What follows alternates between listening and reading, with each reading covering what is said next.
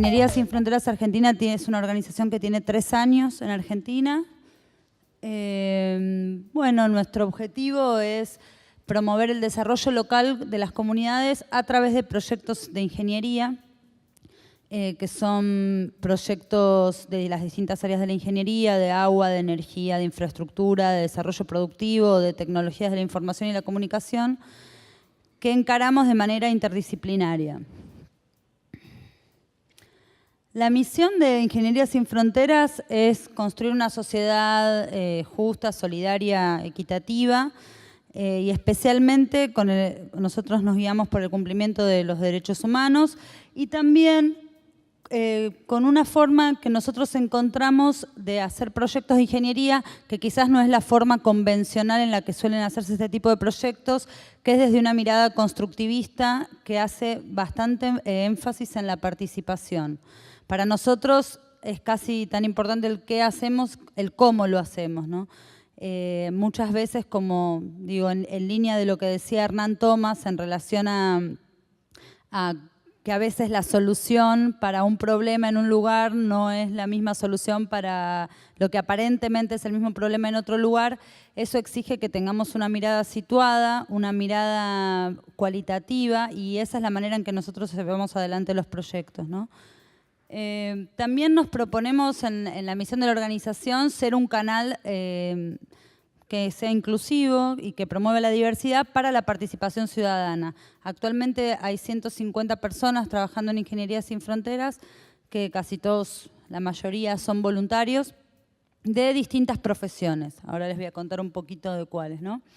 ¿Y por qué nosotros ya nos llamamos Sin Fronteras? Quizás algunos creen que somos como Médicos Sin Fronteras, o es lo que nos suelen preguntar.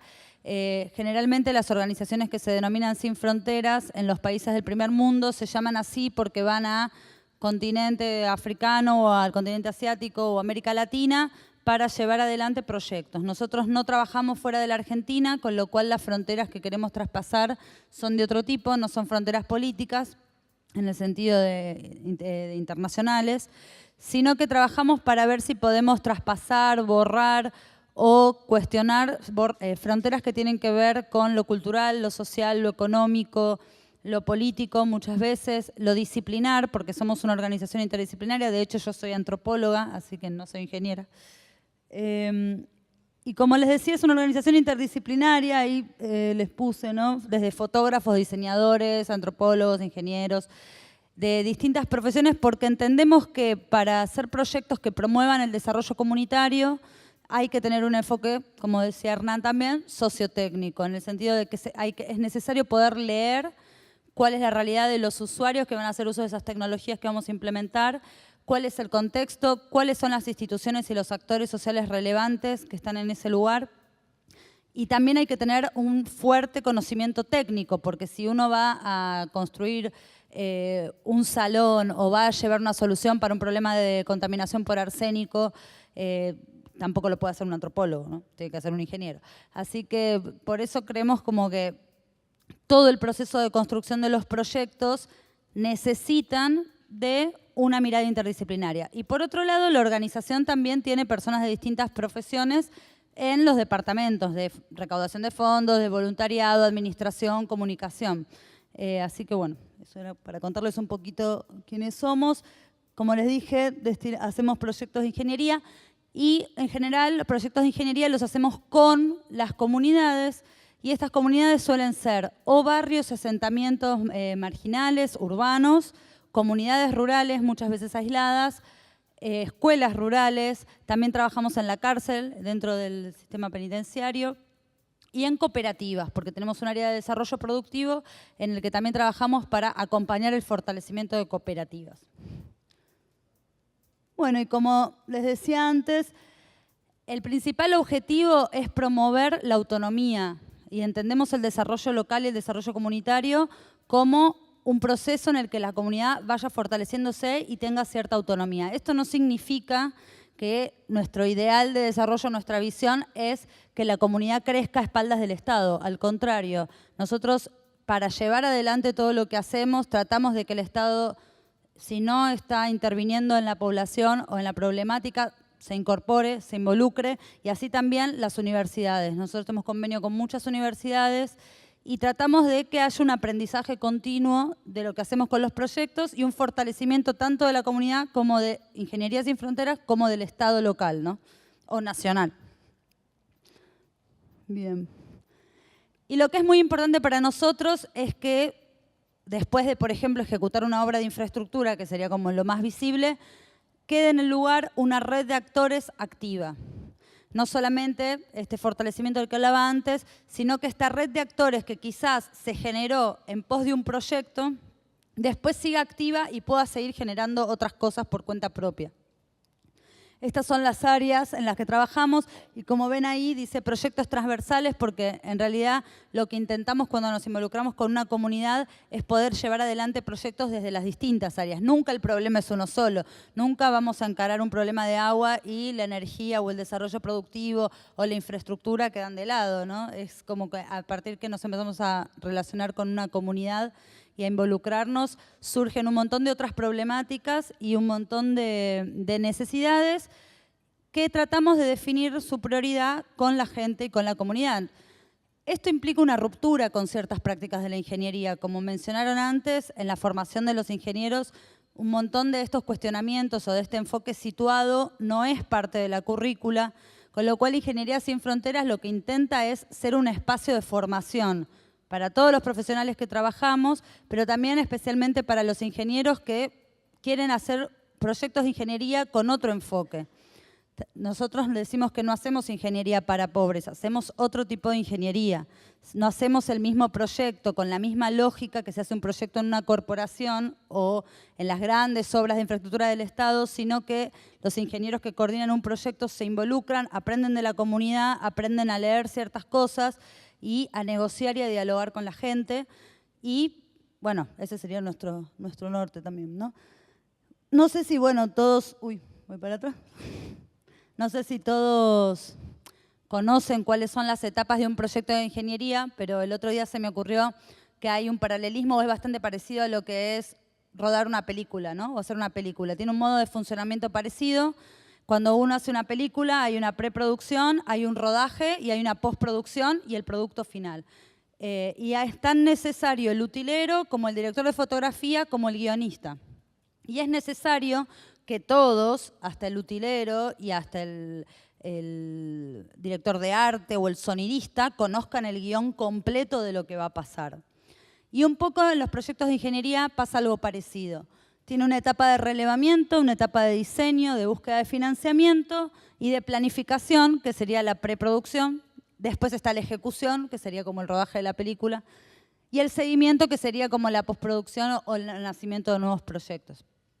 Y esto también rompe, o sea, en Ingeniería Sin Fronteras también intentamos romper con ciertas prácticas de la ingeniería en la que, por ejemplo, el ingeniero solo ve una parte, ¿no? Como por ejemplo el cómputo y el presupuesto de una obra. O va a la obra a su ejecución, pero no tiene idea por qué se está haciendo esa obra, para quién va a ser el resultado, ni qué pasó después de que dejó de dirigir la obra. Creo que el desafío más importante que tenemos, y ahora vinimos a contar un caso o un modelo de éxito, como nos gusta decir a nosotros, de cómo llevar adelante un proyecto, como nuestro proyecto, ¿no? Pero creo que uno de los desafíos más importantes que tenemos por la decisión que tomamos de orientarnos al desarrollo local es qué manera incluir la participación de quienes van a ser los verdaderos protagonistas y beneficiarios de un proyecto, por ejemplo, de resolver una cuestión del agua, en cada una de las etapas. Porque claro, en la etapa de ejecución es convocar a la comunidad para que quienes pueden poner su mano de obra la pongan. En el caso del relevamiento es poder construir el problema con la gente, hablar de cuáles son las prioridades y quizás definir prioridades con ellos. Pero hay una parte que yo siempre digo que es la más compleja, que es el diseño, ¿no?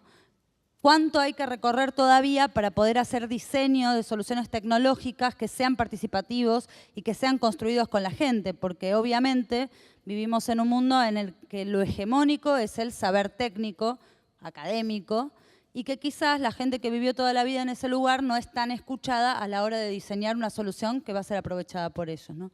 Así que este es nuestro gran desafío, cómo hacer de un enfoque participativo en cada uno. Bueno, acá el recorrido, tal vez que les vamos a contar, o esta historia de 3 años que se llama Ingeniería Sin Fronteras, en realidad es desandar un camino. Todavía no es construir otro, estamos en eso, estamos empezando a construir otro, pero en principio es desandamiar un camino de formación donde, bueno, se establecieron ciertos parámetros de actuación y aprovechar también lo bueno, ¿no? Porque esa formación tiene mucho contenido técnico que sirve ponerlo al servicio de la causa, pero bueno, el cómo realmente entendemos que es muy importante. Así que el proyecto que les voy a contar ahora es un proyecto que se sitúa en Colonia Dora. Es un proyecto que nace con el título de Agua para Colonia Dora. Colonia Dora es una localidad de 7.000 habitantes, la mitad en población rural, generalmente aislada, por falta de accesos, y la otra mitad está, bueno, en la parte urbana de Colonia Dora, en el pueblo. Colonia Dora queda al sudoeste de la capital de Santiago del Estero, queda en Santiago del Estero, y queda bastante cerca de la provincia de Santa Fe. Cuando nosotros fuimos por primera vez, lo que queríamos era encontrar un lugar que fuera destinatario de un filtro que estábamos probando. Eran unos filtros combinados, un filtro arsénico, bueno, y lo que necesitábamos era encontrar un referente local con una problemática de arsénico severa que pudiera trabajar, que pudiera ir probando este filtro y con el que pudiéramos trabajar juntos. Entonces nosotros ya íbamos con la solución de antemano. Ese creo que fue un primer punto, una primera forma de actuación que después decidimos revisar. Acá, como comentaban recién, hay un problema de agua muy salitrosa, entonces nosotros no podíamos usar el agua de pozo, no era un problema exclusivamente de arsénico. Allá en general hay plantas de ósmosis inversa distribuidas en distintas localidades un poco más, tal vez más importantes en cantidad de gente, como puede ser Añatuya, por ejemplo, acá cerquita de Colonia Dora. Y en general se hace una distribución del agua. Nosotros, bueno, tratando de entender la problemática del agua, fuimos a visitar el lugar, empezamos a hablar con las familias, empezamos a hablar con el municipio y tuvimos que bajar 10 cambios más o menos, porque esto de ir con una propuesta antes siquiera de escuchar, bueno, era algo que tampoco fue bien recibido por la comunidad. Entonces, lo primero que hicimos es caminar el lugar y tratar de relevar de forma un poco más integral la problemática, que no solamente era de agua. El agua era tal vez nuestro punto de partida, nuestra lanza, como para poder situarnos en el lugar y conocer un poco lo que iba sucediéndose allí. Entonces, bueno, lo primero que hicimos es tratar de entender. Localizamos de estas 7.000 personas que les comentaba, habían 500 personas que estaban en un estado de aislamiento geográfico severo. Habían 2 puentes que estaban trabando el acceso, entonces realmente se hacía muy difícil entrar, inclusive a distribuir el agua. La gente se acercaba en sulky a buscar al punto de acceso, al punto hasta donde podía llegar el camión cisterna, y con los tanques, con los recipientes que contaban, llenaban lo que podían y después, bueno, se llevaban eso a sus casas. Así que esto es un primer pantallazo, es lo que vimos nosotros.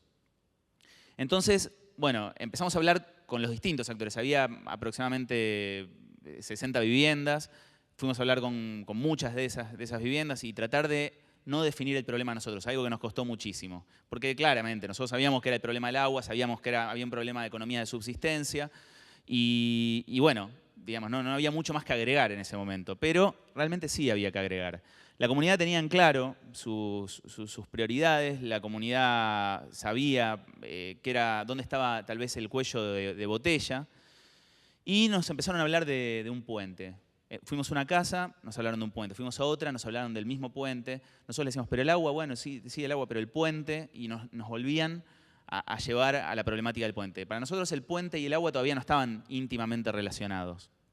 Pero cuando empezamos a ver el estado de los puentes, allá hay varios canales que son justamente para distribución y para riego, que, bueno, los puentes son hechos con material ferroviario, los hace la misma población en general, como ahí se puede ver, por ejemplo, uno de esos puentes, y, perdón, ahí está. Este era un puente por el que no podía pasar uno de esos camiones cisterna. Cuando nosotros fuimos, el estado del puente era así. Entonces, había más o menos estas 60 viviendas, que nosotros le decimos que cada vivienda tiene alrededor de 8 a 10 personas en esta zona. Bueno, todos acercándose y entonces entendimos la importancia del camión cisterna. Entonces lo que hicimos es subirnos al camión cisterna para ver cómo era la logística de distribución. Queríamos entenderlo un poquitito más. Cuando nos subimos al camión cisterna nos dimos cuenta de todo el desvío que tenía que hacer ese camión para poder hacer llegar el agua. Y cuando hicimos unos cálculos rápidos, encontramos que la capacidad de distribución del municipio era muy baja. Entonces, bueno, volvimos atrás, a foja cero, toda nuestra propuesta y empezamos a repensar el proyecto. En principio el proyecto pasó a llamarse, de llamarse filtros en Colonia Dora, pasó a llamarse, bueno, puentes como puntal, tal vez, del desarrollo. Cuando hablamos de puentes ahí con la gente, lo que nos contaron es que también ellos producen animales, también tienen una producción agrícola, y de repente esas economías de subsistencia a veces tomaban una escala un poco mayor, pero como los camiones no podían pasar a retirar estos pequeños excedentes de producción, entonces, bueno, les quedaba para consumo interno, lo iban distribuyendo internamente, pero no podían venderlo hacia la afuera de esta comunidad. Entonces nos dimos cuenta que los puentes eran algo mucho más importante que solamente la provisión de agua, que no es poco. Entonces esta instancia de relevamiento, bueno, nos arrojó que justamente ahí se puede ver donde está el puntito rojo, es Colonia Dora. Más o menos a 15 kilómetros está la zona de Puente Negro, donde está ese puente que nosotros les mostramos recién. Y a 300 metros de ese puente también hay otro que está en muy mal estado y son esos dos puentes los que traban el acceso. Hay un montón de puentes que pasan por estos canales, pero ninguno permite el paso de un camión que puede pesar hasta 20 toneladas. La planta potabilizadora estaba hacia el norte, en Añatuya, a 9 kilómetros. Y cuando nos subimos al camión, bueno, lo que hicimos fue traquear con un GPS, encender el GPS y ver qué recorrido estábamos haciendo. Y qué desvío estábamos haciendo principalmente. Y a partir de eso también nos comunicamos con el municipio y tratamos de entender, bueno, a ver cuál era la cuota de distribución que tenían de agua. ¿Cuántos camiones salían por mes? ¿Y de qué capacidad? Entonces, algo que identificamos en esta visita a las distintas casas y charla con la gente que está habitando este lugar, es que hay un camino que es principalmente importante, que es el Camino de los Pioneros, que comunica a bastantes localidades. Y es un camino bastante recto, pero que se transforma en una circunferencia bastante grande cuando están justo trabados esos dos accesos que ahora les voy a mostrar. La zona de influencia de estas personas es esa que estamos marcando, y ahí hay un poquito una ampliación. Cuando hicimos este reglamento encontramos estos dos puentes como fundamentales. La recurrencia del recorrido era de 9 camiones, más o menos de 8.000 litros cada 10 días. Eso da una provisión aproximada de 15 litros por persona por día. Lo cual, en esta zona es algo bastante natural que sea así. Esas cantidades se ven muy frecuentemente, pero muchas veces están muy por debajo. Es decir, esto es un objetivo de máxima que tenía el municipio. Entonces, bueno, al hacer los recorridos, hicimos el recorrido 1, que tomaba, entre esos dos puntos hay 300 metros.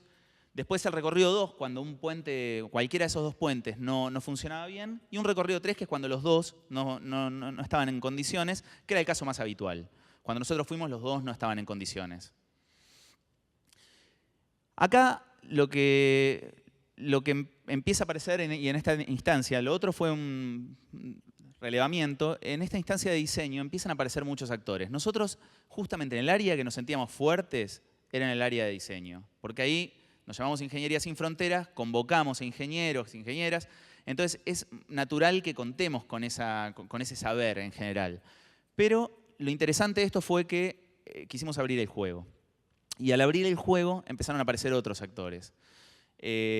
Tuvimos que hacer intervenir también a recursos hídricos, porque nosotros íbamos a estar actuando sobre un canal donde teníamos que obtener los permisos, teníamos que trabajar conjuntamente. Entonces convocamos a recursos hídricos. Recursos hídricos no lo tenía en su agenda de trabajo.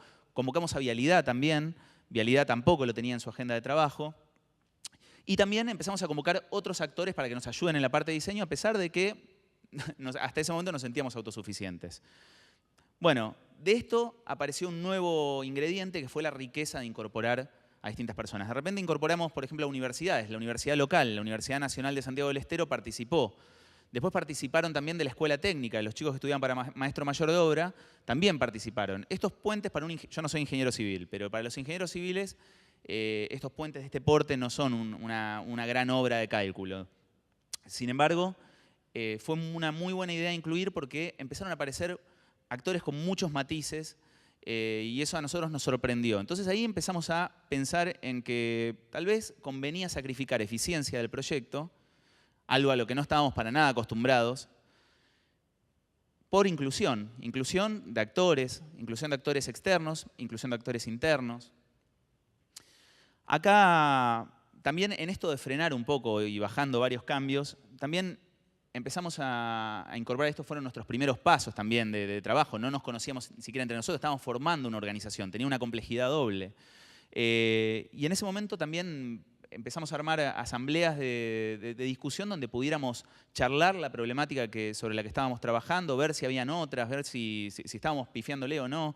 Entonces, bueno, se organizaron asambleas, aparecieron referentes barriales, referentes ahí locales, y pudimos conocernos mucho más íntimamente con la comunidad. Y eso agregó un valor muy grande al proyecto. Nosotros, hasta este momento, cuando ven esta foto, nosotros éramos tal vez el actor primario del proyecto, el promotor del proyecto. Por suerte terminamos siendo, el proyecto se terminó, el de construcción de este puente, con un Ingeniería Sin Fronteras siendo un actor terciario tal vez.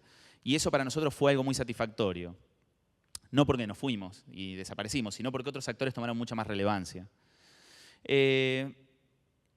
Bueno, acá es lo que les contaba, ¿no?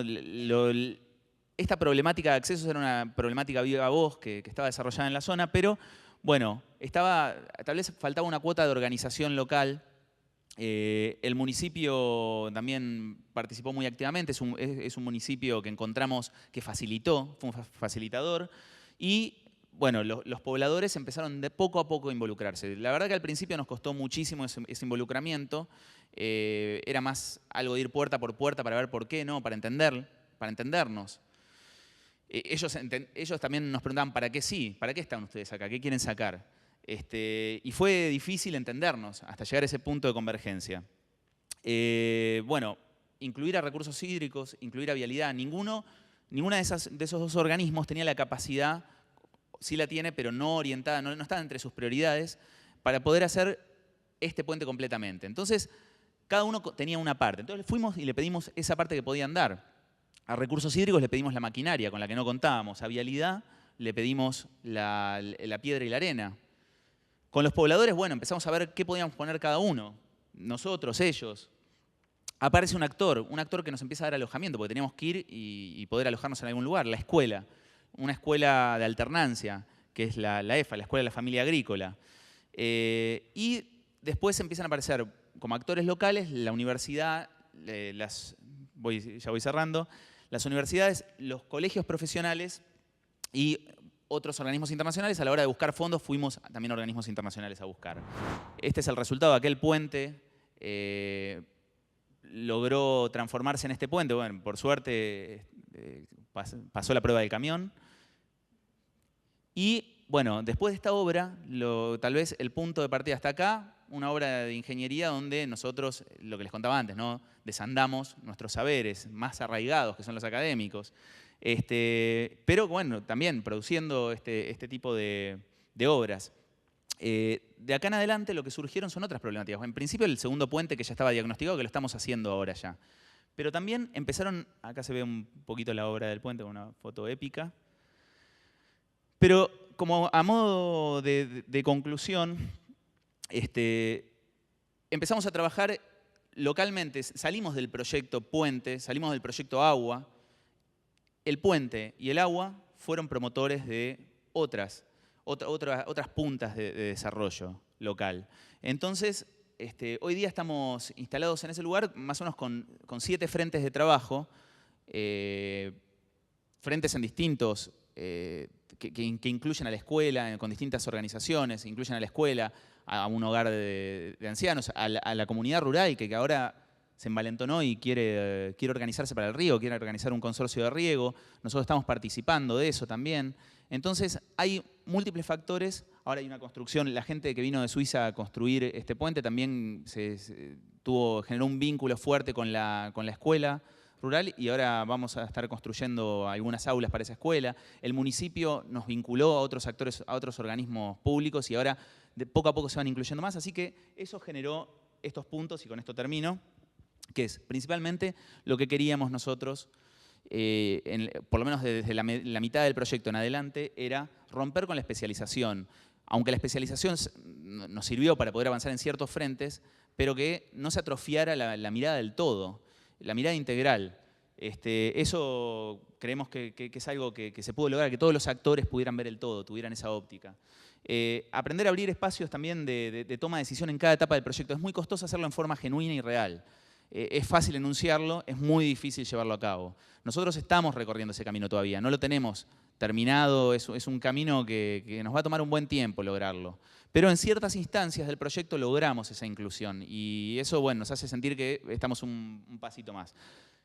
Así como les cuento este caso de éxito, tenemos otros casos que no son tan de éxito, no es que somos exitosos en todos nuestros proyectos. Este es justo uno que hemos podido aprender cosas significativas.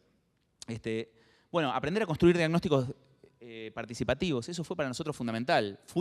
Piensen cómo empezamos nosotros mentalmente, yendo con la solución. Y terminamos, inclusive el puente se corrió también porque los pobladores sabían que había muchos accidentes no registrados y entonces nos recomendaron correrlo, se corrió de acuerdo a estas estadísticas internas que tenían la gente del lugar. Entonces, diagnósticos participativos fue algo muy importante. Generar alianzas que promuevan el desarrollo local. Esto fue lo que terminó sucediendo en el proyecto. Tal vez no fue deseado desde el punto cero, pero sí fue logrado y ahora se le ve un valor muy grande, porque nosotros, si no hubiéramos actuado en esa dirección, esto hubiera sido un proyecto puentes. Ahora es un proyecto de desarrollo local. Después, fortalecer los lazos comunitarios a través de la concreción de un proyecto. Y eso también, porque a veces, tal vez en nuestra lucha por desandar este camino que les comentaba, bueno, tal vez no le damos valor a la obra y le empezamos a dar valor a todos los otros procesos porque estamos muy encandilados con los otros procesos que no los conocíamos de nuestra formación. Pero también el valor de concreción, eso es algo muy grande. Esta comunidad venía golpeada, emocionalmente golpeada, por proyectos no concretados principalmente, por estar en prioridad 1000. Entonces, de repente, lograr vincular a muchas partes, que esa comunidad tome un papel protagónico y que podamos concretar el proyecto, que podamos llegar hasta el punto final de ese proyecto, eso también fue algo muy, muy interesante. Así que bueno, estas son algunas lecciones aprendidas que queríamos compartir y creo que dice solamente gracias la próxima. Ah, no, no. Dice algunos proyectos en marcha, bueno, justamente energía en una zona del Negrito, y también el proyecto de APED del que estamos trabajando, que antes les contó Hernán y que creemos que nos va a ayudar a entender mucho más nuestros procesos. Ahora sí, gracias.